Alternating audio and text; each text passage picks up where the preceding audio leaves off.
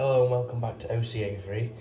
Today in this video, as you've seen from the title of the video and the thumbnail, we've got some ornamental duck eggs which will be hatching.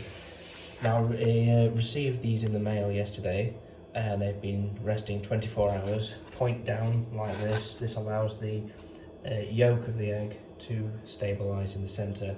Not only will we be hatching these ornamental duck eggs, but also 4 of our own bob white snowflake quail eggs.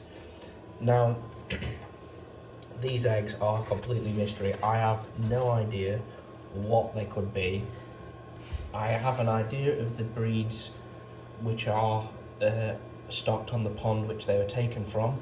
Obviously these are captive bred ducks and reared, so these eggs are completely legal to have. They weren't taken from wild ducks. Just to give you an idea of the ducks that we could have here, I believe this may be the egg of a mandarin duck or a wood duck. For the rest of them, there could be a mix of mallards, white mallards, gadwalls, shell ducks, pochards, fluvius whistling ducks, Egyptian geese, many other species, as well as hybrids between a lot of them.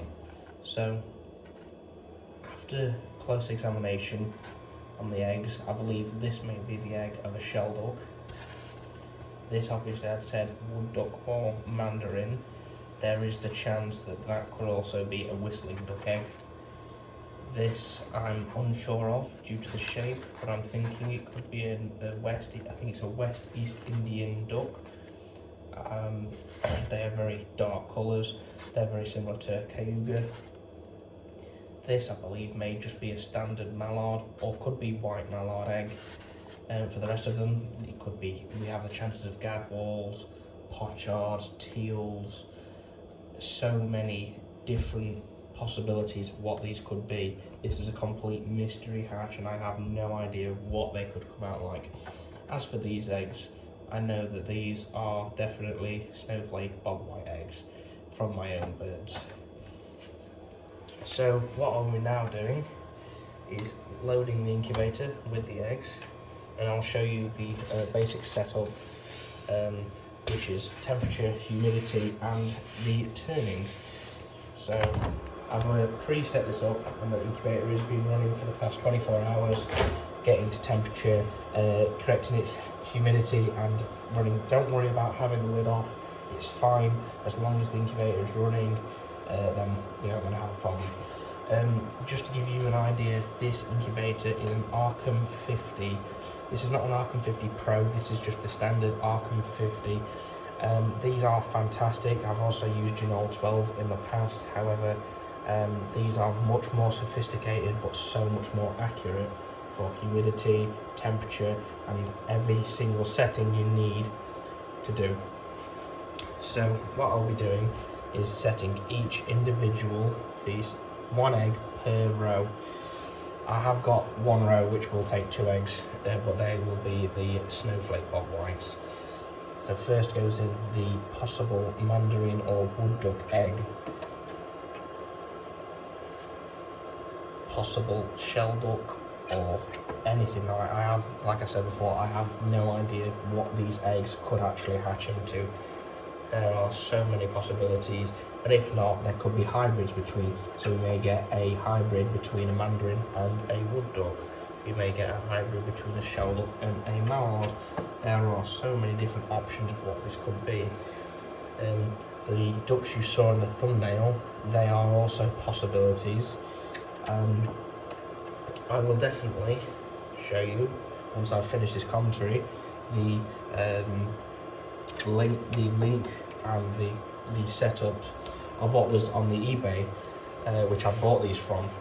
These are like eBay eggs, so there's always a chance that they could be posted and that they could be made infertile.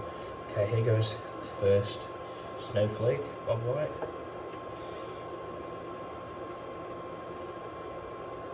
Now this is a first egg. As you can see, it's very pointed. Now that may not hatch, but it may also hatch. There is a chance. I felt that since this is a first egg, we'll give it a go and we'll see what comes from it. I'm going to put this in the end one. We also have, here we are, third bob white snowflake egg. And finally, the fourth snowflake bob white egg. So now we have all the eggs set. Each one has its individual compartment except for the two snowflake in the end, one being the first egg. So as it goes for the information on the eggs and the duration of the incubation, so what you're seeing here is we have the snowflake bob white eggs. They will take around 24 days to hatch. You lock them down on the 20th day.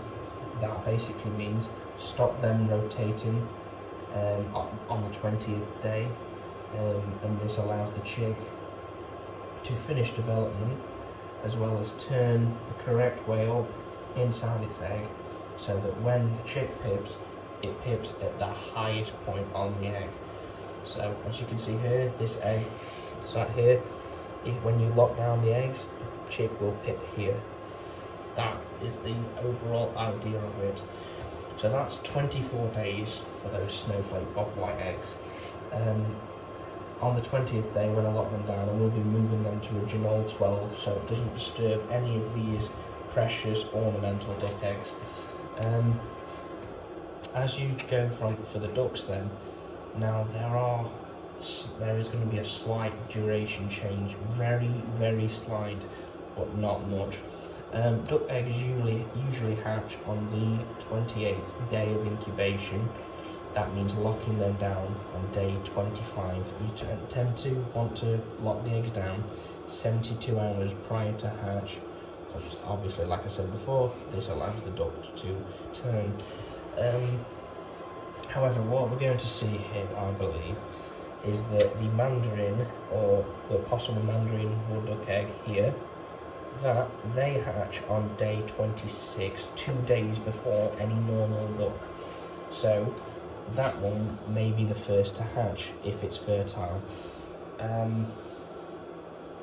So what I will be doing is locking these down on day 24. So the same day in which the snowflake bob whites hatch, these will be locked down.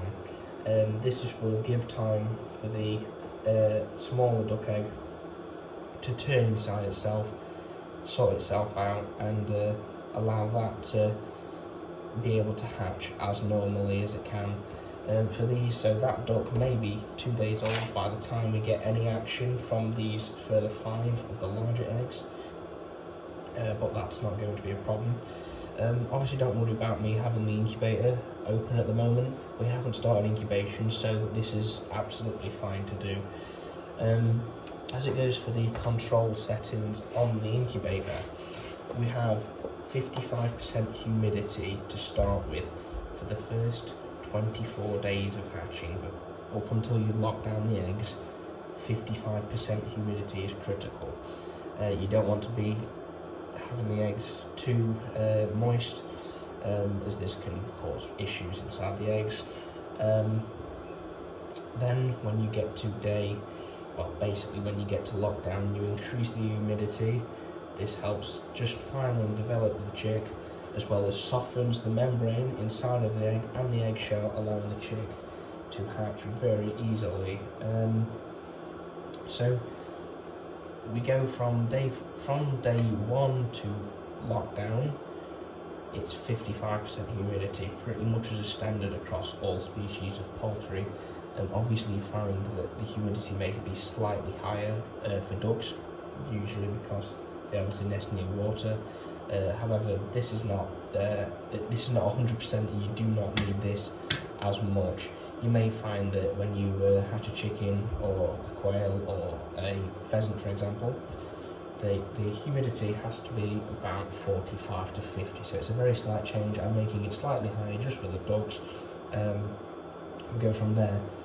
When you have lockdown and then you have to hatch the eggs and increase the humidity, you're looking at a humidity around 75 to 80% for ducks.